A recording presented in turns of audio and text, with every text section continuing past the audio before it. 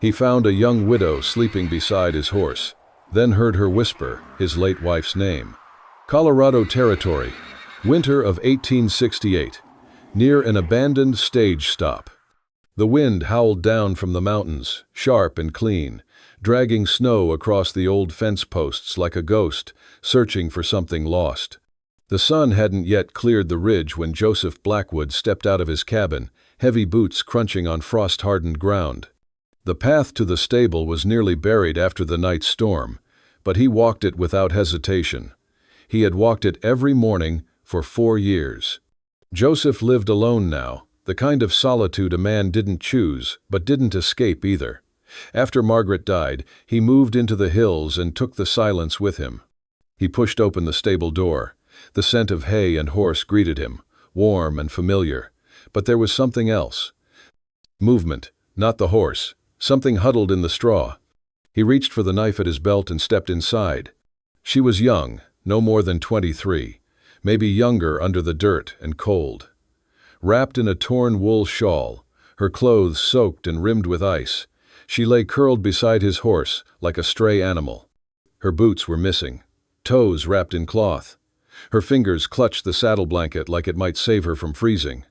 Joseph knelt, uncertain whether she was alive. Then her lips moved. Barely audible. A breath, not a sentence. "Margaret, forgive me." Joseph froze.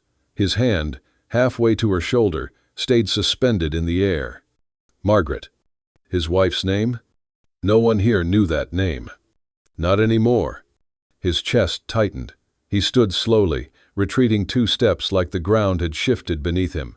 He stared at her like she wasn't a woman at all, but something summoned out of the past. Her face, in the lantern light, was pale and worn, but unfamiliar. Still, her voice clung to the name like it was sacred. She stirred, eyes fluttering open. When she saw him, tall, broad-shouldered, with soot-stained hands and a face like weathered stone, she gasped. She tried to rise, but her legs gave out. "Stay back!" she cried hoarsely, crawling toward the wall. Joseph didn't move. She reached for a broken pitchfork near the hay pile, more instinct than strategy, but her hands were shaking too hard to lift it. He raised one hand slowly, not in threat, but to stop her from running. He spoke for the first time, his voice low and steady. "Why did you say that name?" She froze, her breath caught in her throat. "What?" He stepped closer, no weapon drawn, only eyes locked on hers. "Margaret, that's my wife's name. She's been dead 4 winters. No one here speaks it. So I'll ask you again." He paused, the weight of memory in every syllable. "Why do you know her name?" The woman stared at him, wide-eyed, lips parted in shock. The wind pushed at the door behind them, moaning low like a warning. Joseph stood still, waiting. And the ghost of a name hung between them like smoke that refused to clear. Joseph stood silent as the woman stared back at him. Her lips trembled, and for a moment he thought she might faint. Instead, she swallowed hard and sat up straighter, arms wrapping around her knees. "My name is Lena," she said at last, voice rough. "Lena Hart." The name landed like a stone in Joseph's chest. He knew it, not well, but enough. She had been one of the housemaids, quiet, clumsy, always with her head down, barely more than a girl back then. Margaret had taken a liking to her, tried to teach her to read, to bake. And then, after the fire, no one ever saw her again. "You were supposed to be dead," Joseph said, his voice low, disbelieving. Lena nodded. "Everyone thought I died in the fire. I let them think it." His jaw clenched. "Why?" She looked down, ashamed. "Because I caused it." Joseph's fists curled at his sides. The words scraped through him like grit on iron. She took a deep breath, her voice thin. "I was in the kitchen. It was late. Margaret had gone to bed. I dropped a candle while fetching something from the shelf. It landed near the drapes. I tried to put it out, but it caught fast. The oil lamp was too close. Everything just went up." Joseph's breath came hard and fast now. "I panicked," she whispered. I ran. I didn't think anyone was still inside, but Margaret, she must have gone back in, looking for me. Lena buried her face in her hands. I've lived with that night in my head every day since. I don't sleep without seeing her eyes. I don't eat without feeling like I've stolen from someone who should still be alive. Joseph turned away from her, staring at the beams of sunlight cutting through the stable's roof slats. The dust spun like embers, hanging in the cold morning light. She died in that house, he said. She burned. I buried what was left. Lena's shoulders shook. I know. The silence that followed was thick, slow-moving. The only sounds were the shuffle of the horse's hooves and the groan of wind dragging through cracks in the wood. Joseph felt something heavy press into his ribs. Not rage, not yet. Something slower, a kind of unraveling. He had dreamt so many times of someone to blame, a face he could yell at, fists he could strike. But now that face was here, and it was not hardened or cruel. It was small, pale, wrapped in guilt. Still, his voice came out flint-sharp. You should have stayed, faced it. I was 17, she said softly. I didn't even know how to ride. I just ran. I've been running since. He stepped toward her, not quickly, not kindly, just moved, and reached for the stable door. Come on, he said. Lena blinked up at him, confused. What? He opened the door wider. Get out. She stood slowly, nodding, not surprised. I understand. She took 2 steps into the snow, pulling the shawl tighter around her, head bowed. Joseph watched her for a beat. Snowflakes began to settle on her shoulders. Then, if you really want forgiveness. She stopped. Stay. She turned, eyes wide. We're not done, he said. There's still truth buried somewhere in those ashes, and I intend to find it. Lena looked at him, unsure whether he was offering mercy or punishment. But she stepped back inside, and the stable door closed behind her. For a long while, neither of them spoke. Joseph poured water from a tin pail into a kettle over the coals, and Lena sat near the wall, shivering more from nerves than cold. The silence between them wasn't empty. It was waiting.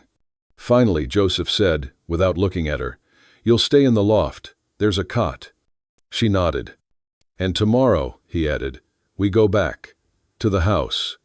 Lena's fingers gripped the hem of her shawl. I didn't think it was still standing. It's not, Joseph said quietly, but the bones are. Up above, snow slid softly off the roof. Somewhere in the woods, a coyote called.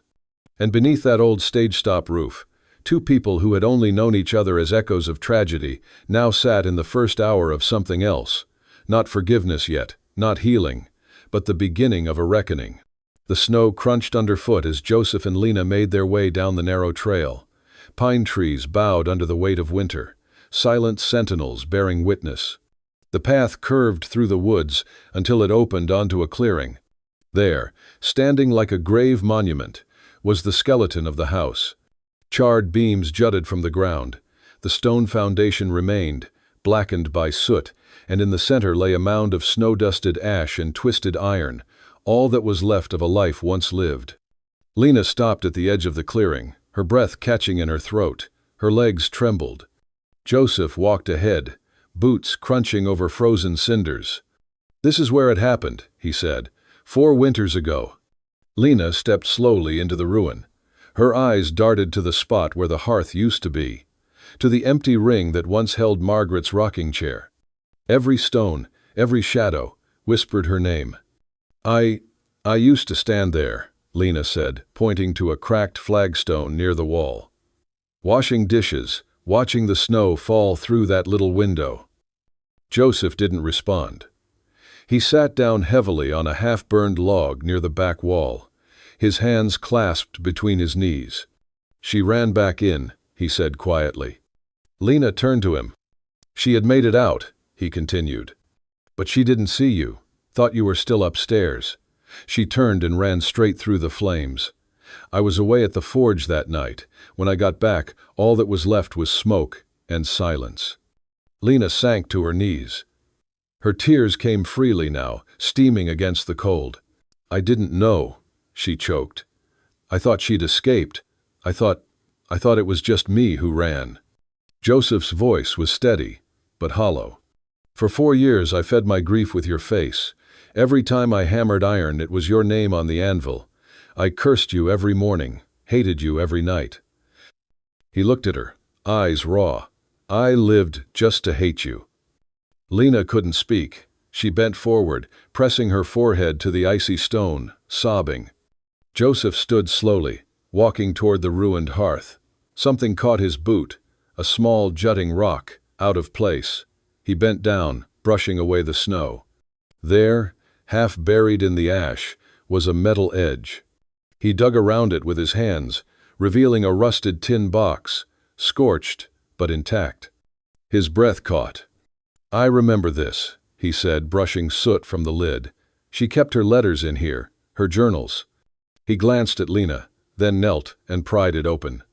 Most of the contents had been reduced to ash, edges curled and black, but one page remained, singed at the corners, ink faded but legible. Joseph read aloud, voice trembling. "Lena is young, clumsy, yes, but kind. Joseph does not see it yet. He thinks only in right and wrong. But I believe she carries more fear than fault. Something in this house is not right. I hear noises when I am alone. I feel watched. Tonight, I will speak to her. I think she knows something, even if she doesn't understand it." Lena raised her head slowly, eyes wide with disbelief. "She never blamed you," Joseph said softly. "She suspected something else."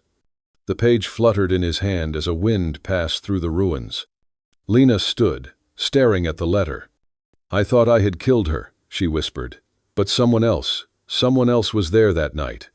Joseph looked toward the woods beyond the clearing, his jaw tightening. "Then it's time we stop living in the ashes," he said, "and find the truth still buried beneath them." The wind had softened, but the snow still fell, quiet, steady. Joseph and Lena stood before the skeleton of what once was a house. Only the blackened foundation remained, framed by scorched stone and the twisted remains of beams, now half buried in white. Joseph said nothing. He simply stepped aside and let her walk ahead. Lena's breath caught when she saw the broken pillar where Margaret had once hung the brass kitchen bell, its outline still visible in scorched metal. Her fingers trembled. She stepped onto the ruin, each footfall stirring up soot beneath the snow. Her eyes welled with tears. "I remember now," she whispered.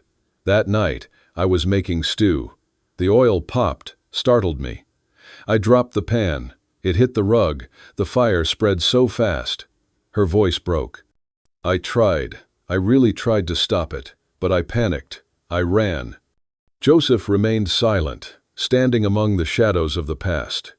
"I thought I killed her," Lena said, falling to her knees on the cold stone. "She was kind to me, treated me like a daughter, and I left her there to burn." Joseph watched her for a long moment. His face held no anger, but something deeper, the weight of years carried alone. Then, without a word, he knelt by the old fireplace. He dug beneath the rubble with gloved hands, moving aside a layer of soot and fractured tiles. Lena looked up, puzzled. From the ashes, he pulled a small, rusted tin box. Its lid was blackened, dented. Joseph opened it slowly. Inside were burned fragments, pages of Margaret's journal, most turned to ash. But one page, singed at the edges, remained intact. He read aloud, his voice low. "Lena is clumsy but good-hearted. Joseph seems cold with her, but I see she's just afraid.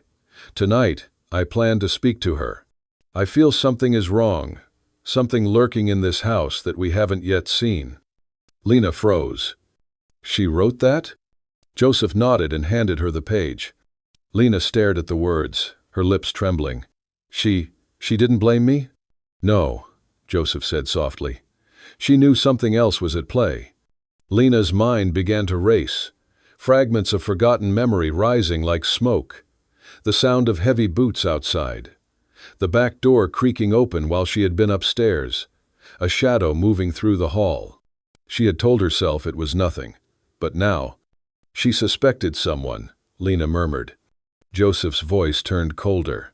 She told me there were people she didn't trust, especially someone from town, but she never had proof. She didn't want to worry me unless she was certain. Tears spilled down Lena's face, but this time they were not only of guilt, but of clarity. All this time, she whispered, I carried a ghost that never pointed a finger at me. Joseph reached for her hand. She didn't pull away. You were the last person Margaret tried to save, he said. If she ran back into that house, it was for you. That means something. Crumpling forward, Lena sobbed openly. Joseph helped her to her feet, brushing soot from her coat. His voice, firm but steady, if you had the courage to come back here, then maybe we have the strength to face what's still hidden. Their eyes met. For her, he said. Lena nodded. Her hand tightened around the half-burned page, pressed to her heart. They stood in silence, snow settling around them, not just over ash and ruin, but over something else. A truth that had waited 4 years beneath the charred stone. The snow had lessened by the time they returned to Joseph's cabin nestled in the pine-covered hills. Smoke curled gently from the chimney, the scent of iron and wood smoke hanging in the air.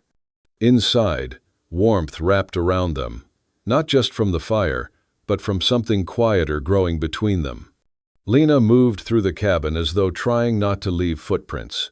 Each day, she took to small tasks, sweeping the hearth, mending Joseph's worn leather gloves, preparing simple stews. She was careful, unobtrusive. But Joseph noticed how she remembered where Margaret once kept the sugar, or how she refolded the wool blankets just so. Sometimes, their hands brushed. Neither pulled away. One evening, as Joseph finished filing a horseshoe by lantern light, Lena brought in a dusty crate from the attic. I found this under the eaves, she said. Letters, some unopened.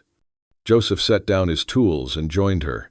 They opened the crate and began sorting through yellowed envelopes, mostly church notices, old bills, a few childhood sketches from Margaret's cousins back east.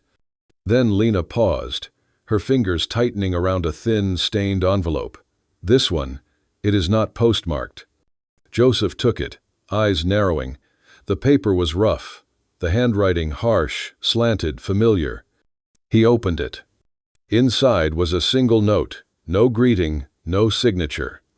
You open your mouth, your house burns next. Some fires don't go out. Joseph's jaw tightened. You recognize this? Lena asked, voice barely above a whisper. He nodded, slowly. Judson Caro. The liquor trader? Joseph's voice was low. Margaret once turned him in. He was swindling families, watering down barrels, charging triple, bullying women who couldn't pay. Lena's hands trembled. She never told me. She didn't want to scare you, or me. For a moment, silence stretched between them. Then Joseph stood. We are going to find him. The ride to town was long and quiet. They did not speak until the woods thinned and the path split near an abandoned lumber camp. Joseph dismounted and pointed. He lives out here now, keeps to himself. They followed the trail until a flicker of smoke curled above the trees. A crooked cabin leaned against the hill, its roof sagging under snow. Joseph knocked. The door creaked open. Judson stood there, older, heavier, but the same cold eyes. Well, he grunted. Didn't expect the mountain man and his shadow. Joseph didn't flinch. We found your letter. Judson smirked. You'll have to be more specific. Joseph stepped forward. The one you sent, Margaret, before the fire. At that, Judson's smile thinned. That woman always poked her nose where it didn't belong. Lena's voice cut through. You threatened her. And the fire, you were there. Judson scoffed. You think I torched that house? You think I had time to play arsonist? But then Lena's eyes lit with memory. There was someone outside the kitchen window. That night, I heard a step, then smelled kerosene. Judson's mouth twitched. You left the side door open, Lena added. Only someone who knew the house could have known where the pantry was, where the oil was stored. Judson's face hardened. Joseph's hands curled into fists. Judson chuckled bitterly. Some dumb maid drops a pan, starts a fire, and I just gave it a little help. What's the crime? She was about to run her mouth again. Lena's breath caught. Joseph's voice dropped to a calm, deadly quiet. My wife died because of your cowardice. Judson shrugged. She died because she thought people like you could save the world.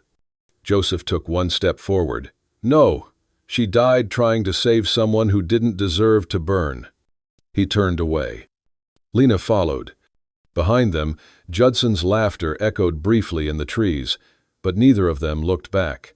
The ride home was silent, but something had shifted. The guilt that had hung around Lena like a shadow now began to lift. The truth had been spoken, and it did not carry her name alone. Snow began to fall again as they rode back through the narrow trail between the trees. The flakes were softer now, drifting like ash from an old fire. By the time they reached the ridge overlooking the valley, the wind had picked up. Joseph pulled the reins and pointed to an old hunting cabin tucked into the slope. We can't make it back tonight, he said. We'll wait out the storm here. Lena nodded. Her face was pale, but her eyes held something steadier than they had before. They tied the horses under the lean-to, then stepped inside the one-room shack. Abandoned, dusty, but still standing. Joseph found a few logs left by the last traveler and lit a fire in the stone hearth. They sat in silence for a while, facing the flames, listening to the wind batter the walls. Lena pulled her shawl tighter around her shoulders. The warmth from the fire hadn't yet reached the chill buried inside her.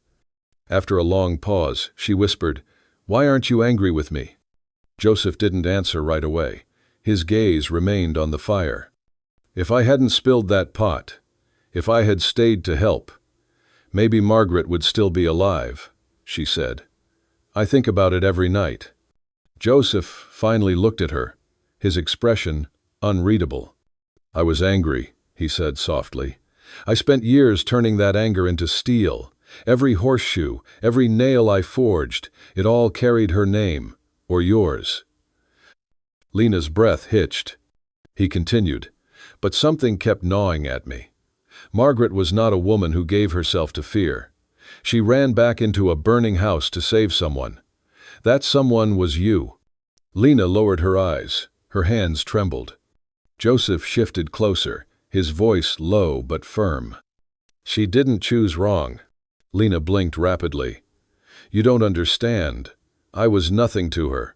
Just a clumsy girl who couldn't keep a fire going without setting a house on fire. Joseph reached out and took her hand, gently. You were young, afraid, and now you've carried the weight of that night longer than any one person should have to. But Margaret, she saw something worth saving. Tears filled Lena's eyes. They slipped down her cheeks quietly. I tried to run from it. I thought if I disappeared, maybe the guilt would fade. But it didn't. It only grew stronger. Joseph nodded slowly. Because the fire didn't just take her, it left both of us behind. Outside, the wind howled louder, but inside, a stillness settled over them. Lena looked at him, truly looked, not as the man she once served, or the grieving husband she feared, but as someone who had walked through the same fire. Joseph's gaze was steady, his hand still holding hers. You came back, he said. You faced it. That means something. She whispered. It doesn't erase what I did. No, he replied, but it shows who you are now. Their hands remained entwined. No rush, no declarations, just presence. Later that night, they lay down on opposite sides of the cabin floor. The fire still crackled. Wind still moaned through the cracks. But the cold didn't bite as harshly. At some point, their hands found each other again beneath the blanket. There were no kisses, no fevered touches. Only breath, shared warmth, and a quiet understanding that something broken had started to mend.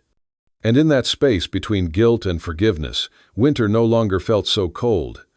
Spring began to tease the edges of winter. Snow thinned into patches, and the wind no longer howled like grief through the pines. Joseph had started fixing up the old stage stop, the place where he had once found Lena curled beside his horse, half frozen and whispering ghosts. Now, that same place was becoming something else. He replaced broken beams, patched the roof with cedar shingles, and carved window frames by hand. It was still modest. Walls still bore the smell of dust and pine, but it stood tall, sturdy, warm. Lena stayed. Not by request. Not by invitation. She simply stayed, as if something rooted her there more deeply than words ever could. Each morning came with new sounds, not just the creak of old wood or the tapping of hammer and nail, but laughter, the clink of a tin mug being set beside a warming fire, the rustle of skirts moving through grass slowly returning from beneath the frost. One morning she sowed the first row of seeds in the thawed garden, squash, beans, and some wildflowers she found near the riverbank. Joseph watched from the porch as she hummed a quiet tune, the sun on her shoulders, sleeves rolled to her elbows. There was grace in her movement, a gentleness that defied the scars of what they had both endured. She baked small loaves of barley bread from a sack Joseph found in an abandoned trade post, wrapped them in cloth, and offered them to passing trappers or a hungry child from town. She stitched together curtains from a scorched sheet she had carried in her bag, once belonging to Margaret, and hung them above the new windows, softening the light. The corners were uneven. One had a patch, but they danced when the breeze moved through, catching the golden sunlight like a prayer. The house slowly became a home.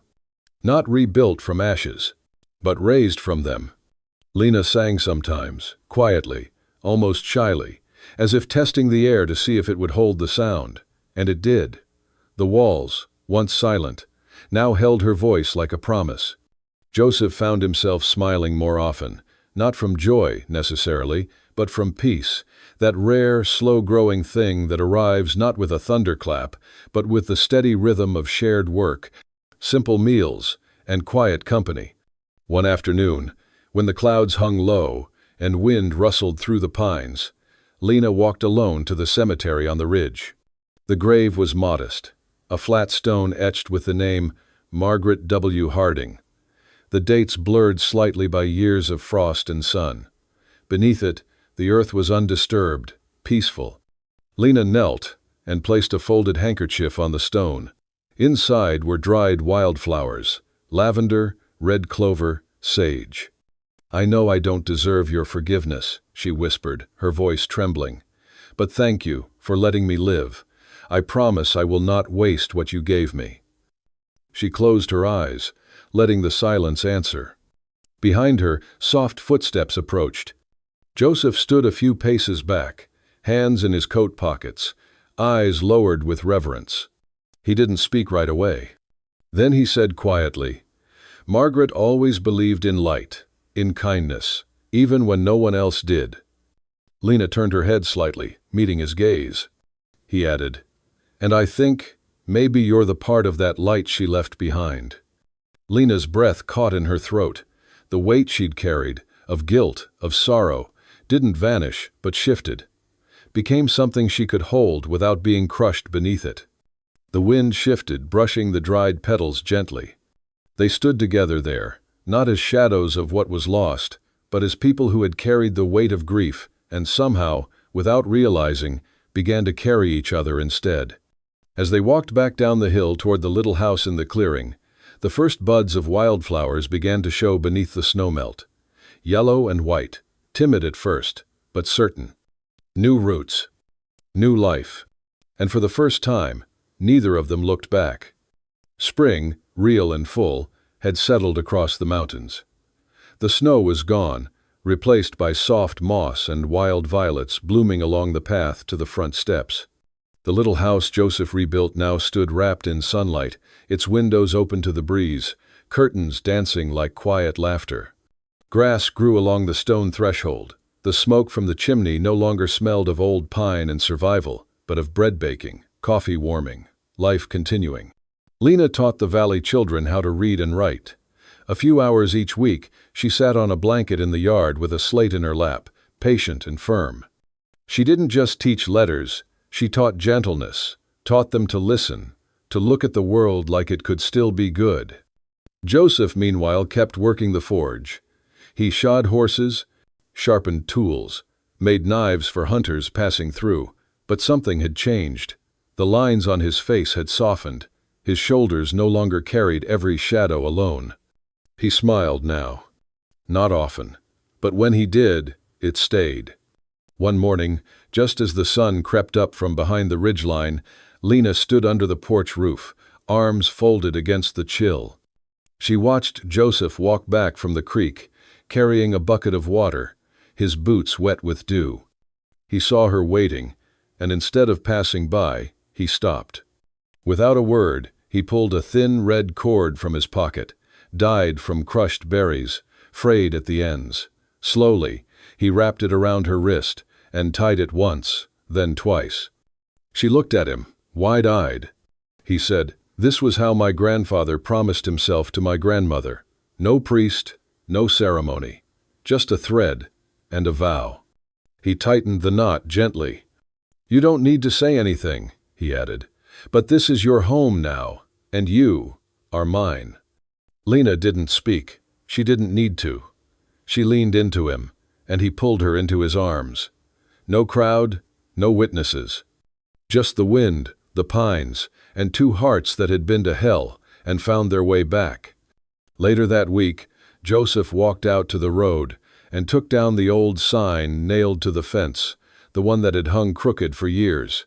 For sale. He replaced it with a new one, carved by his own hands.